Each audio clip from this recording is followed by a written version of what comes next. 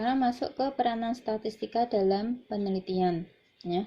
Di muka telah dipaparkan bahwa pengujian secara empiris merupakan salah satu kegiatan dalam metode ilmiah. Pengujian hipotesis mengharuskan kita untuk menarik kesimpulan yang bersifat umum dari kasus-kasus yang bersifat individual. Misalnya kita ingin mengetahui berapa proporsi penduduk di Kabupaten X yang buta huruf. Maka, nilai proporsi penduduk Kabupaten X yang buta huruf tersebut merupakan kesimpulan umum, tentunya yang berlaku di Kabupaten X, yang ditarik dari kasus-kasus individual di Kabupaten X.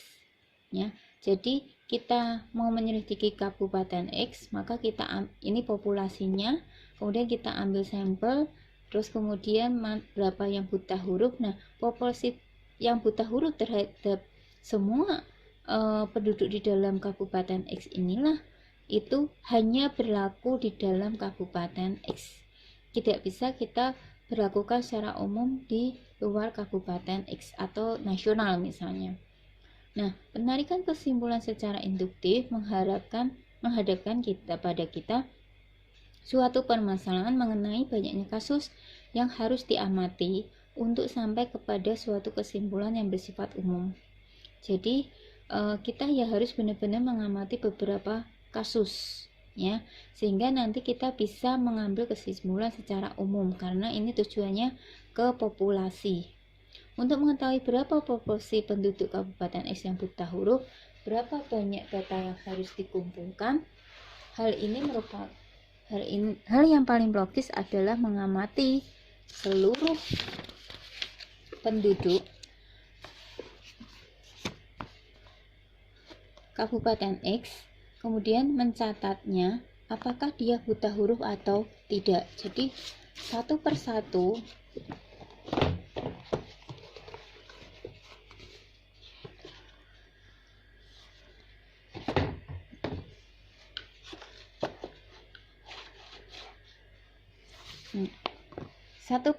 penduduk itu kita selidiki ya. Kita tanya, oh di buta huruf apa enggak kak gitu. Nah, kemudian kita mencatat proporsinya. Nah, pengumpulan data seperti itu yang disebut sebagai metode sensus. Tidak akan diragukan lagi keabsahan kesimpulan yang diperoleh. Nah, jadi satu-satu ditanya buta huruf apa enggak kak gitu. Terus kemudian kita dapatkan data bahwa yang buta huruf sekian dari sekian banyak penduduk. Namun pelaksanaan pengumpulan data seperti ini menimbulkan sejumlah permasalahan, yaitu berapa banyak tenaga yang diperlukan, berapa lama waktu yang diperlukan. Jadi ya perlu tenaga, perlu waktu, kemudian juga perlu besar biaya yang diperlukan untuk mendata seluruh penduduk Kabupaten X. Kalau kegiatan keilmuan dilakukan dengan metode sensus seperti itu, dapat dibayangkan bahwa kegiatan keilmuan akan menjadi sangat mahal dan dalam kasus-kasus tertentu tidak akan dapat dilakukan. Jadi karena memerlukan biaya yang besar, maka kita nggak mungkin melakukan penelitian seperti ini. Nah, statistika induktif memberikan jalan keluar terhadap permasalahan tersebut. Statistika memberikan cara untuk dapat menarik kesimpulan yang bersifat umum dengan jalan mengamati hanya sebagian dari populasi. Jadi sebagian dari populasi inilah yang dikatakan sebagai sampel. Tentu saja penarikan kesimpulan seperti ini itu tidak seteliti kesimpulan yang ditarik melalui sensus. Ya, karena sebagian sampel belum tentu mewakili secara populasinya. Walaupun demikian, statistika secara kuantitatif mampu memberikan tingkat ketelitian dan kesimpulan yang ditarik tersebut.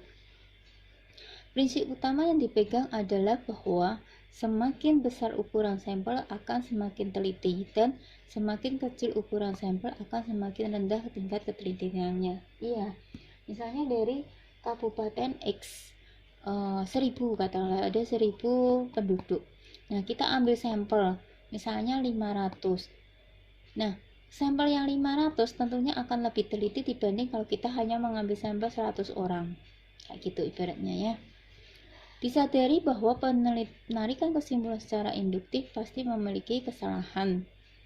Dalam kegiatan pengumpulan data pun peneliti mendasar kepada alat pengumpul data atau yang dikatakan sebut instrumen.